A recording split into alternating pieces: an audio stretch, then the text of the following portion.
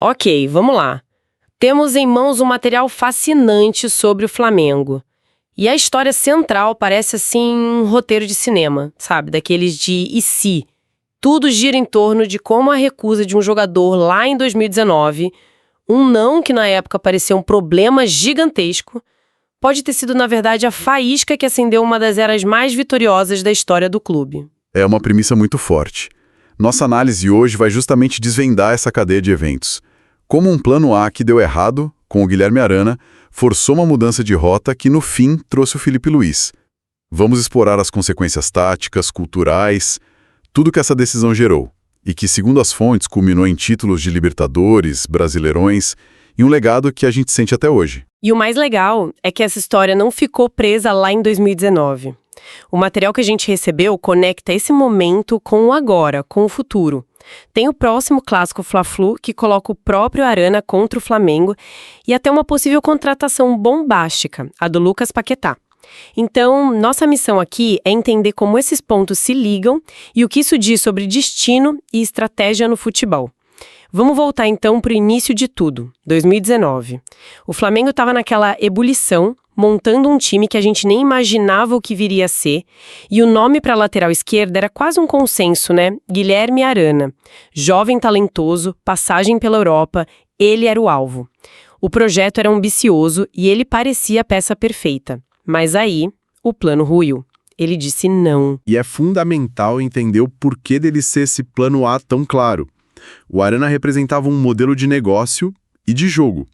Um ativo jovem, que podia render uma venda futura, e em campo, aquele lateral clássico brasileiro. Muita velocidade, apoio constante ao ataque. Ele daria a profundidade para a esquerda, sabe? Abrindo espaço para os pontas cortarem para dentro. A recusa dele não foi só um precisamos de um lateral. Foi tipo, precisamos repensar o tipo de lateral que a gente quer. Certo, então não foi só uma negociação que deu errado, o modelo de jogo para aquela posição teve que ser rasgado. E aí, quando um plano tão certinho vai por água abaixo, eu imagino um certo pânico na diretoria, não? Ou será que o nome do Filipe Luís já estava ali como uma carta na manga? Olha, pelo que as fontes indicam, não era um plano B óbvio, porque representava uma mudança de filosofia. Foi uma encruzilhada. Ou buscavam um jogador parecido com o Arana, mais jovem, mais ofensivo, ou mudavam completamente. A escolha pelo Filipe Luís foi uma aposta num perfil oposto. Trocou-se o potencial e a explosão pela certeza, pelo QI de futebol altíssimo e impacto imediato. E que impacto! Nossa! A chegada do Filipe Luís foi mais que uma contratação. Foi, assim, uma declaração de intenções. Trazer um titular do Atlético de Madrid, um cara com Copa do Mundo no currículo. Isso elevou o patamar do elenco. Mas vamos ao que interessa. Dentro de campo. O que essa troca significou na prática? O material fala em inteligência tática, liderança, mas como é que isso se via no jogo do time do Jorge Jesus? Aí é que tá o pulo do gato tático. O Filipe Luís não era um lateral para dar 50 piques por jogo. No sistema do Jesus, o papel dele era muito mais complexo. Na construção, ele não ficava aberto no corredor. Ele fechava por dentro. Funcionava quase como um terceiro zagueiro ou um primeiro volante. Sabe, o termo que usam, organizador de jogo vindo da defesa, é perfeito. Ele ditava o ritmo. Espera um pouco, isso é fascinante. Então a perda de um lateral mais agudo, na teoria mais ofensivo, na verdade fortaleceu o time em outra área. Como essa função mais por dentro beneficiava o resto da equipe? Exatamente. A segurança que ele oferecia por dentro liberava outras peças. Por exemplo, o William Arão, que era o primeiro volante, tinha mais liberdade para infiltrar na área. Era um elemento surpresa. Dava mais segurança para o Gerson flutuar, criar e, principalmente, equilibrava o time. Do outro lado, tinha um Rafinha que apoiava muito. Com o Filipe Luís guardando a posição, o Flamengo não ficava exposto. Aquele time encantou pelo ataque, mas a base de tudo era um equilíbrio defensivo que começava na inteligência dele. É uma ironia incrível. O não de um jogador ofensivo levou à contratação de um cara mais cerebral, que por sua vez tornou o time ainda mais poderoso no ataque, só que de um jeito equilibrado. O resultado a gente conhece: Libertadores, Brasileirão. Mas as fontes sugerem que o legado dele foi além dos títulos. Hoje ele é treinador na base, né? E isso levanta uma questão central sobre o que é uma contratação de sucesso. Vai muito além do campo. Felipe Luiz trouxe uma cultura de profissionalismo europeu, uma mentalidade vencedora e, o mais importante, um conhecimento profundo do jogo. Ao virar treinador, ele está injetando esse software, vamos dizer, nas próximas gerações do clube. É um legado de longo prazo. A recusa do Arana, sem querer, abriu a porta não só para um grande jogador, mas para um futuro formador. Essa cadeia de eventos é impressionante. Um não leva a um sim que não só gera troféus, mas planta uma semente para o futuro. E o futebol, com suas reviravoltas, adora criar novos capítulos para essas histórias. O que nos leva direto para o presente, porque o material que a gente analisou joga essa história toda para o clássico deste fim de semana. Um Fla-Flu com Guilherme Arana em campo. E a narrativa perfeita, não é? O personagem central do "E se?", agora vestindo a camisa de um rival no Maracanã. Pro torcedor, cada toque na bola do Arana vai reavivar essa memória. E se ele tivesse vindo? A gente teria ganhado tudo aquilo, a história seria outra. Transforma um jogo que já é gigante num duelo com uma camada pessoal, quase cinematográfica. Com certeza. É o tipo de tempero que só o futebol proporciona. Mas enquanto o torcedor fica nesse debate, a vida do clube continua, claro.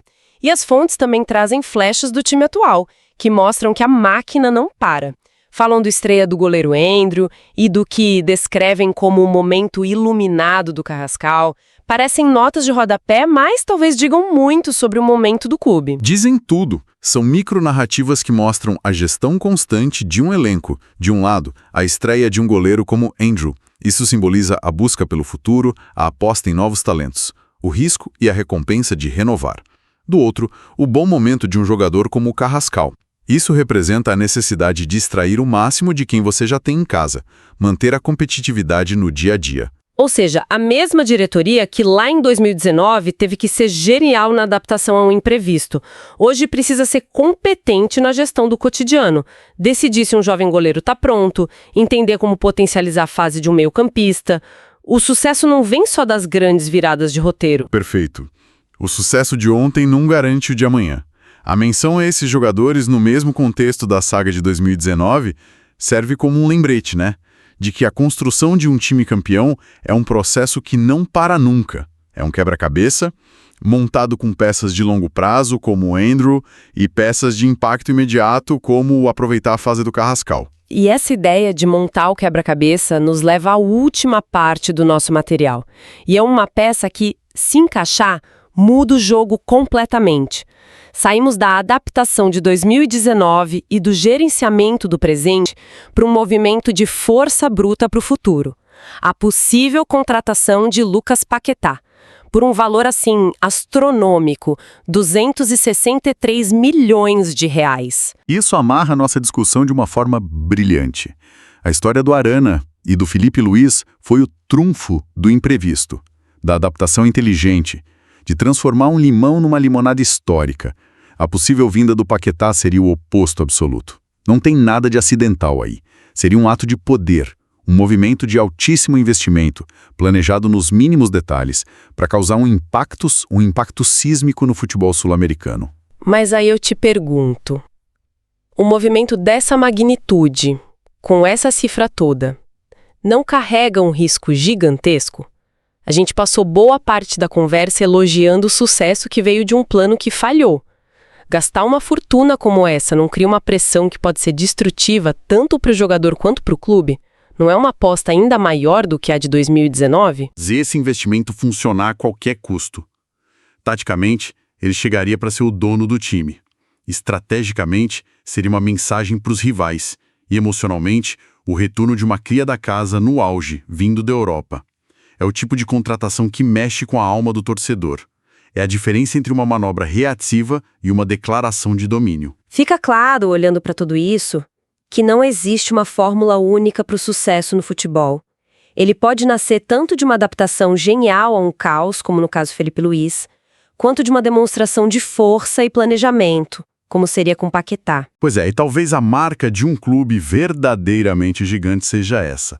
A capacidade de dominar as duas artes. A arte de improvisar com maestria quando o roteiro sai do controle e a arte de escrever o seu próprio roteiro com poder e visão quando se tem a caneta na mão.